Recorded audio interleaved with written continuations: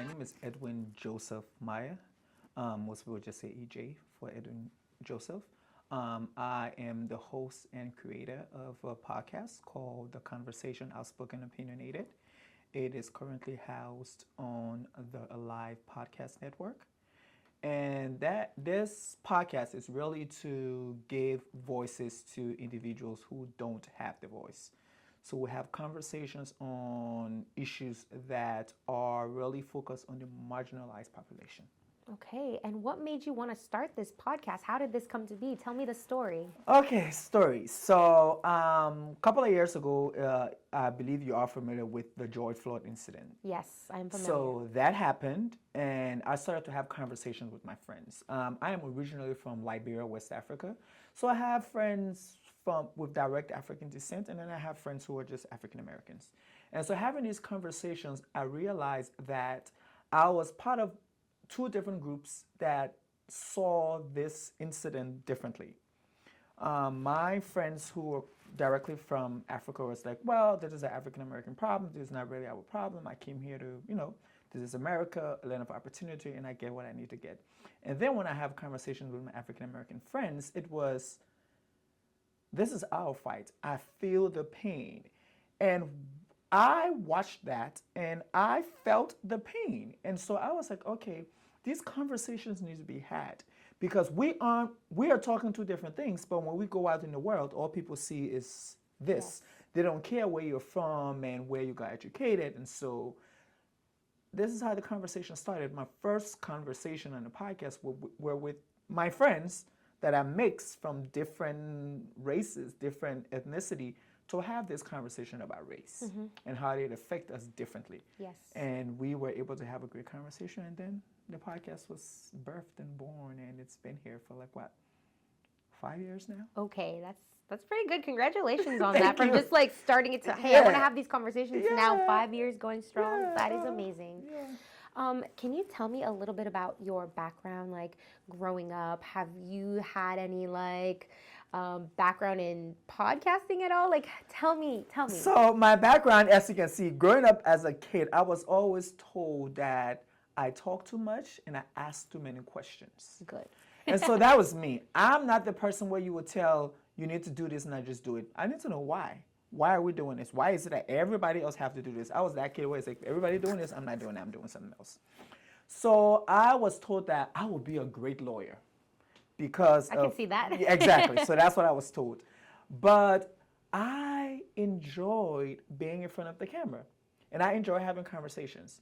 And so doing therapy, so there was a time in my life where I went through some things and I realized I needed therapy. And through my therapy, my therapist told me, you ask questions, your questions are valid, but you're outspoken and you're opinionated.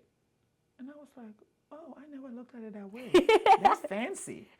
So creating the podcast, I like conversations.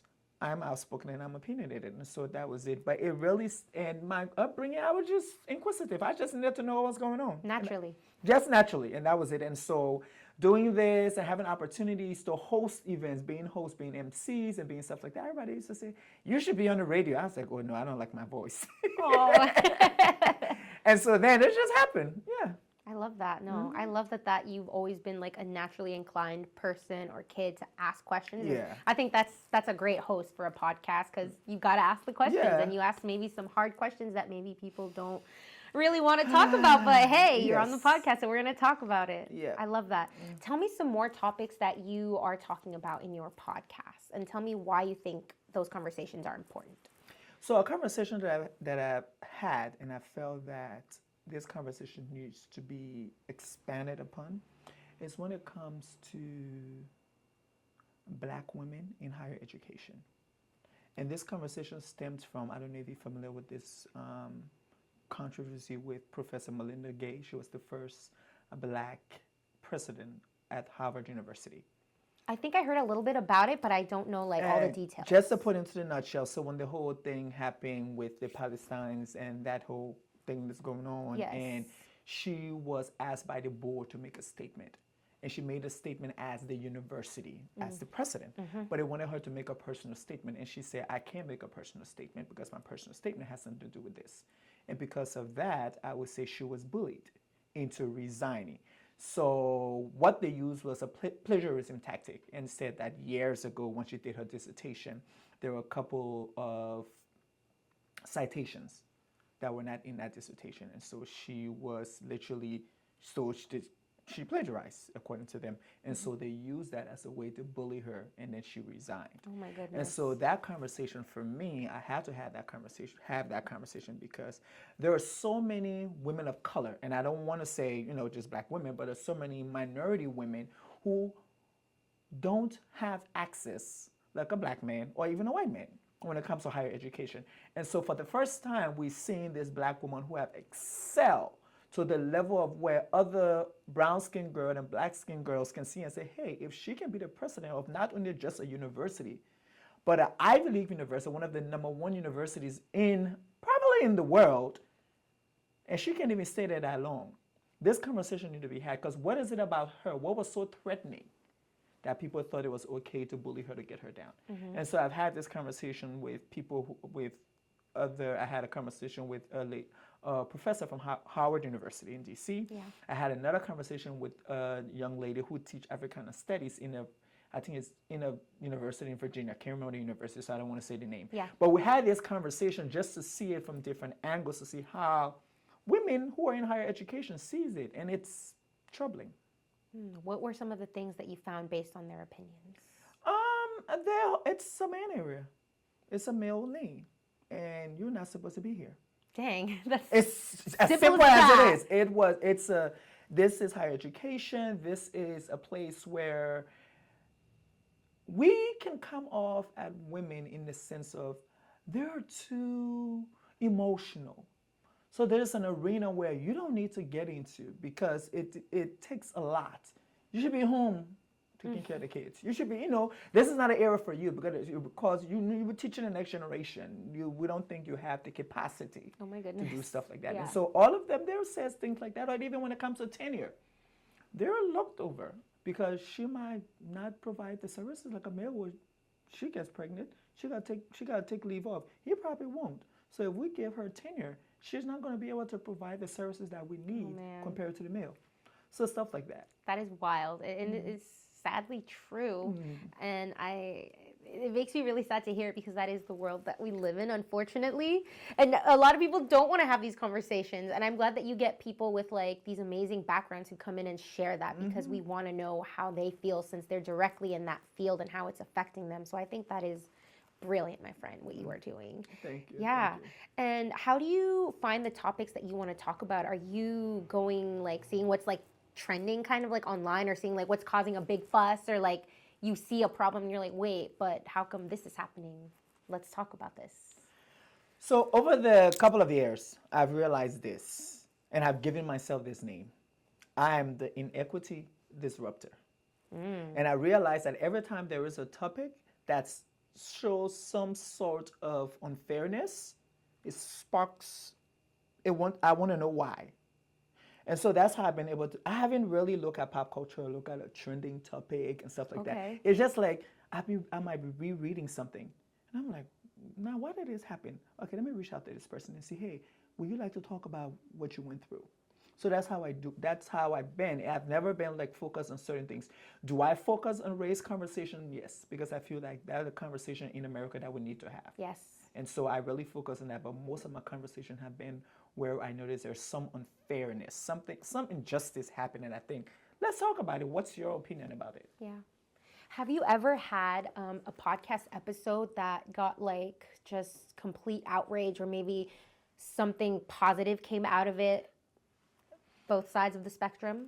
So I had a conversation one time, and this conversation was focused about race, but it was about reparation.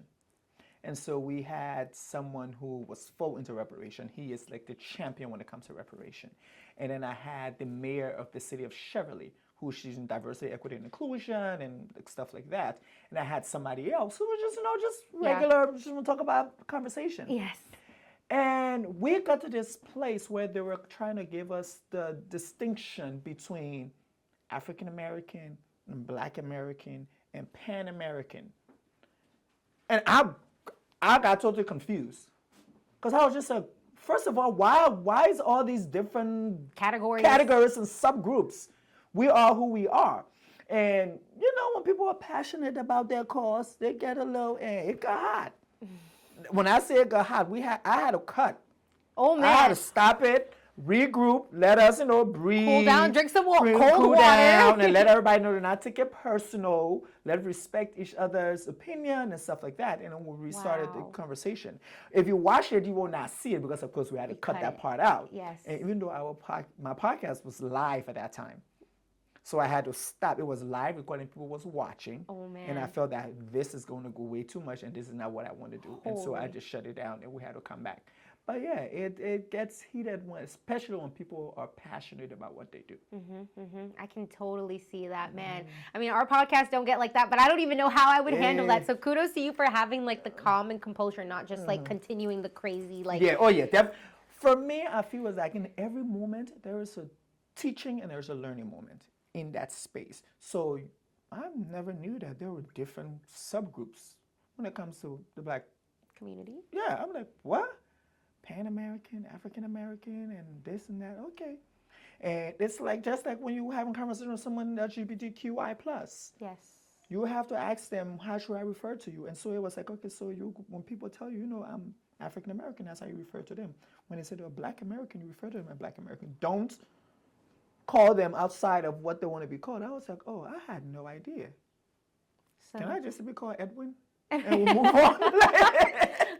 Like, can we just stick to that? But yeah, so for me, it was a teaching moment for me. And I realized that, and especially because I had someone who was in politics and in that room, and because of her status, I needed to calm me down. Yes. Because she's a politician. You can't let her say things that are going to bite her. So no, I'm glad that you are level-headed and fair when it comes to that. So that's great. Where are you marketing yourself right now? Are you on all platforms, I imagine, because you do have a podcast, you're touching like all those socials. Yep. So tell me a little bit about that. So we are on YouTube, Conversation Outspoken Opinionated on YouTube. That's our YouTube page. We're on Instagram, Outspoken Opinionated Podcast. Facebook, of course, Conversation Outspoken Opinionated. We are under the network. It's called Alive Podcast Network. And so they do distribution with everywhere you can find podcasts. Nice. Apple Podcasts, Spotify, some places I've never heard before. But we've been able to get into that market where we'll now come underneath the Alive Podcast Network brand so that we can be able to distribute our podcast, vast to touch everybody. So that has been, we just started this year. Prior to that, I did everything on my own. Oh, wow. Yes, tell me how that transition has been for you. So my niece was my social media guru. Nice. I have a 9-to-5, and I have an 11-year-old as well. So it says we juggle stuff. So she was like, I can do this. So that I recorded, send it to her. She'd look at it, do some little edits, even though it was live. But before we download it, especially to Instagram, because our live only went to Facebook and YouTube. But I like to put some clips on Instagram. So she would do some little clips and put it there. And then she got busy, life happened, I took a little sabbatical, needed to get level-headed and stuff like that. And so I was like, you know what? I need somebody that can do this for me. I don't mind doing the recording, but I just need somebody that will be responsible to just shoot it out to the different places and get me out there more. Yes. And so I researched, because a lot of people, but then Alive Podcast Network was really great because we had the same goal. We have the same goal. Yeah. And so with that, I reached out to them. They reached out back to me. We had a great conversation for our initial meeting. And right after the meeting, they sent me a contract and said, we really like what you're doing. We love your podcast. We listened to a couple of episodes. We think it's great. If you're ready, we're ready. You're like, I'm ready. And I was ready. And we signed the contract. I had to get people to look for the contract, make sure it's okay. My rights are still my rights. Yes. This is my baby. I don't want no problems, but my rights are still my rights. I get everything, EP, all the producer rights and everything like that comes to me. And so, yeah. Perfect. Congratulations on that. Thank you. And now tell me a little bit about, because I know it's not easy to have these topics. Tell me about your mental health. Like, how do you set boundaries for yourself? Because I know seeing and reading about these things can get a little bit disheartening and you can feel maybe a little bit like down or hopeless. So how do you cope with that? Therapy. I tell people, if you do not talk to somebody, you need to talk to somebody. And so I do therapy every other week. I sit on my therapist's couch and I tell her what's going on. Anything that comes to my head, I say it. So therapy is a lot. And I've done my work. I've done my work in the sense where I know who I am. And because I know who I am, I can come authentically. So when I come to conversations where I'm like, this is just a conversation. We are sharing ideas. I'm not here to take it personal. I'm not here to grab your energy and take it with me and go home and worry, oh my God. No, I'm not doing none of that. We will have this conversation, we'll leave it on the table, and we will go. Yes. And so because of that and me going through the process of working on me and knowing who I am and really understanding myself, I create healthy boundaries. There are conversations I will not have. I can be honest with you, especially as sometimes I'm loyal by default. Let me say this before I go into what I'm about to say. Okay. I'm loyal by default where I have friends that have gone through certain things. Yes. And I know because they've gone through certain things and have shared it with me, I be careful when I have certain conversations because my friends are going to watch this. Mm-hmm. And I don't want to have certain conversations and make certain statements that might affect them. So there are conversations where I will not go to. Number one, I would tell you, I don't like no gossip blog, pop culture, all that. I don't get into that. That becomes really messy, and you've been tagged into stuff on social media, and people who don't know you start to curse you and say stuff. I don't do that. Mm-hmm. That I protect myself from. And then just like other conversations where I will have that I realize that, okay, let me spill this. Spill. I really want to have this conversation about infertility because I've been around a lot of men and women who have struggled with this. Yes.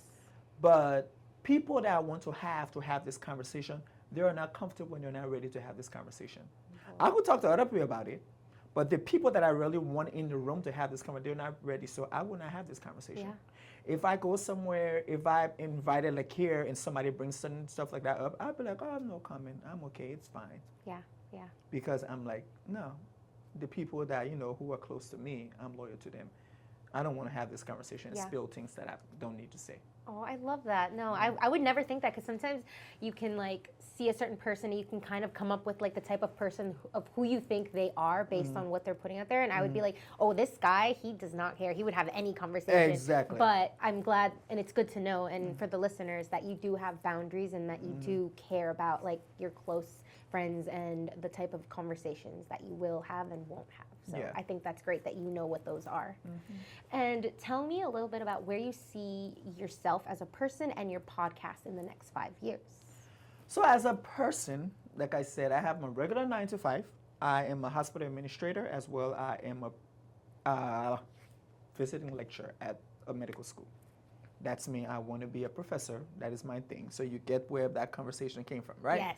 That's my thing. I love teaching. I love being in the classroom. So that's something that in the next probably 2-3 years, I'm going to start doing full time. When it comes to the podcast, I wanted to grow. I don't think nobody don't want it to grow. I want my podcast to grow. Yeah. But I also want it to be a respected forum. I don't want it to be where everybody can just come and say what they want to say. So I'm not going to go there and get the most popular person now on social media just because, they're popping and that's what the clip, because I want clickbaits. That's not me. I love that. That is not me. That's not what I'm here for. And I think I would say this. That's why I've lost a lot of other contracts. When the podcast started first, it was hot. And I was getting all kinds of things. And because they went, oh, we want to do this. We want to join you with some other people. And no, I'm not here to talk about housewives. I'm not. That is not me. I love housewives, but I'm not going to sit here for an hour and have a conversation with people I don't know. Yes. For them to come on TV and give us a piece of their life, and then I take it and have a whole conversation about it. Yeah. So I lost some good money because of that. People wanted to get me and put me into rooms and stuff like that. I'm like, no, that's not me. So I want my podcast to be authentic, and I want it to be respected. Yes, I agree. Because I feel like there's already so many shows about the housewives, what's another one? And I feel like you set yourself apart by being authentic and unique with the things that you want to put out there into the world. And on that note, what kind of impact do you hope to leave with your podcast for the world and for the community? Start conversations. These conversations that are not being held, let's talk about it. Let's talk about the fact that we have young kids who have professed, who are dealing with their sexuality, and they're not being heard. Let's have that. Those are conversations that are being had, but people don't want to talk about it. They don't want to call a thing a thing. Let's talk about a woman who gave her entire life to supporting her husband, and then when he becomes who he is, he leaves her and marries somebody else. What happened to her? Let's talk about a single father who's raising 4 kids and on his own, and nobody talks about him. There are no program for him, but there are programs, sorry to say, but there are programs for women and their kids. But you go to social services, they got nothing for a single dad. Absolutely nothing. And that's coming from experience. Okay? Okay. I will look in the camera. I'm talking about experience. Where you go out there and you're trying to figure it out, and they're like, oh no, you got to pay for daycare. I ain't got money to pay for daycare.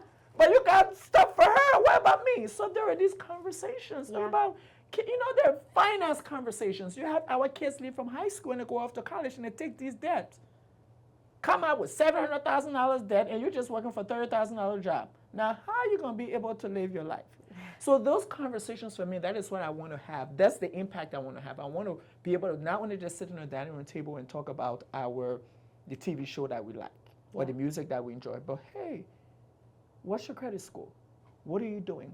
What kind of career do you want to go into? Is this even right? Do you think it's lucrative? Well, look about Plan B. Our athletes who go into sports and after sports, they're done. Zero, they have no money. What happened to them? Where did the money go? Yeah. And you see this documentary that tell you, they were living in a $700,000 house. And how much did the agent get? That's something to think They about. don't talk about that part. They just talk about how those boys lavish the money to buy the cars, in the clubs. So how much did you as the agent get? Because I talk about your pay first, because you got paid before the money went to him, for him to mess up the money. Wow. So Mic drop. Yeah. That's wild. I didn't even think about that. See, you just brought that little piece right there, and my mind's like, wait a minute, what? You're so right. You're absolutely right. And now tell me, I want to know who you are as a person outside of your podcast. What do you like to do? Do you like to travel? Do you like to cook? What kind of music are you listening to? Tell me about you outside of your podcast. So outside of my podcast, I am the humorous friend. I'm the friend that everybody, would just laugh and joke and talk. That's me. I just love life. If there is a wine festival, I'm going to be at it. I'm going to let you know. I was driving down here and I saw like a winery. I already put it in my phone. Okay. If there is a wine festival, I'm at it. If there is a concert, I am going to be at it. I'm the one that would pay $5,000 to see Beyonce do that whole thing over one more time. Oh, yes. Again. Yes. I do not care. I love to travel. Funny thing, I just got back from Thailand. It was a good how was experience. it? It was amazing. The food, how was it? Food was good, but my best moment was I got the opportunity to play with the elephants. Oh my gosh. That's my favorite. That is animal. really cool. Did you get to ride? No. You can't ride the elephants. Okay. I guess Yeah. that's a good thing. Yeah. Okay. It's my bad. But yeah, and so that's just me. I just have fun. I spend a lot of time with my son. My son plays football. So we spend a lot of time doing football stuff. Yeah, and so I just enjoy life. I've come to the place where I've realized that life is too short. And so experience what you can experience. And that's what I've been doing. I love that for you. Awesome.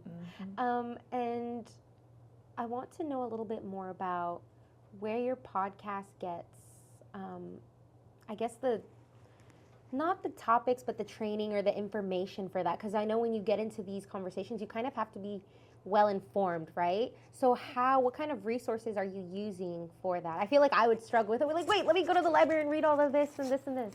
I watch other people. The View, it's a table full of opinionated women. Yeah, I've seen clips of those. Okay. Carlos King is somebody that I watch. Of course, everybody watch Oprah Winfrey. But I watch people and I take things from them. Mm-hmm. How do they move from question to question? Mm-hmm. How do they come up with the questions? How do they find their guests? How do they come up with topics and come up with a theme for the whole month? So I watch people. That's my thing. I just watch people. I watch people episodes. I follow them. I study them. I see what they're doing, what I should do better. and stuff like that. And so that has been able to help me to get my podcast where it is today. I love it. Do you have a favorite episode that you've got to record? I know you love all your podcasts, but is there one where you're like, man, that was Yes. really good. I love it. Tell me about it. My favorite episode was with a friend called Sandrine Simone and one of my family members who's a social worker. And we had this self-care conversation. And it was so good.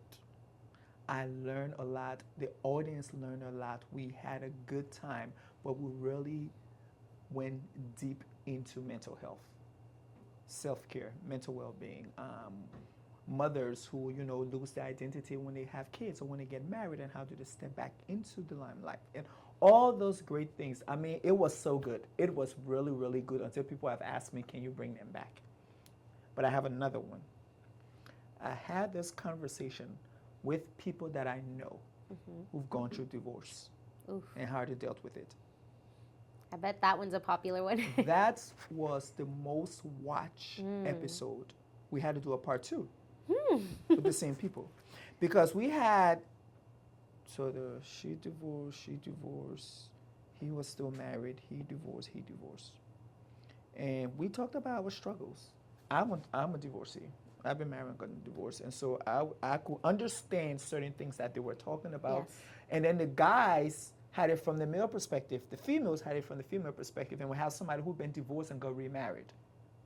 And so he was able to bring his perspective of how he was even able to get back into the dating scene.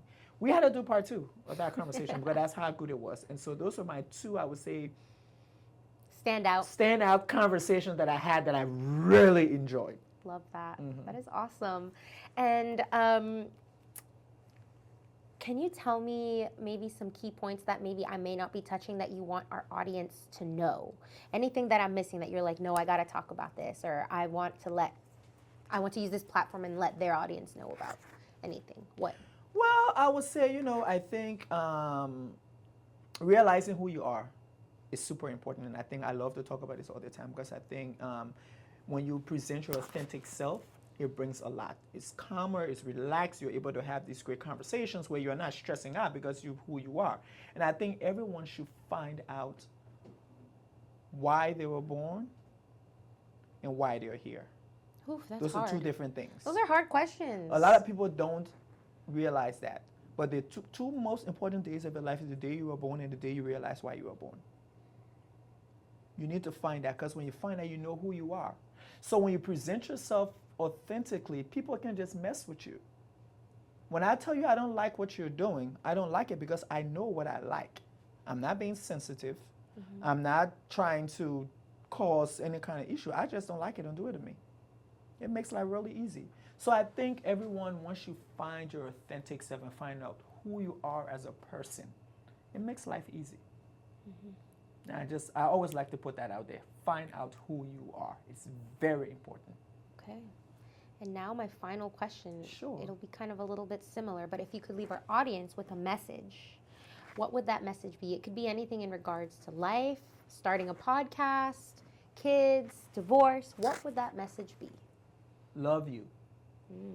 The first thing and the most important thing in anything you do, in me creating a podcast, in me going through divorce, in me spending the time with my son that I do and creating all these other things that I do, is I love me. I really love me. And I want you to love you. Once you love you, you'll see. Awesome. Thank you so much. Well said. And just thank you for sharing your wisdom and your story, and tell people where they can check out your podcast. Yes, and so, of course, you guys are all on social media. So go to Instagram, Opinionated and Outspoken Podcast. Of course, you can go to YouTube, The Conversation Outspoken Opinionated. Facebook, The Conversation Outspoken Opinionated. My personal account is I am the real Mayah. IamTherealMayah. And of course, I am the host of the podcast, The Conversation Outspoken Opinionated. And it was a great time having this. I enjoyed it. Yay, thank goodness. Thank you so much for being here. Thank you.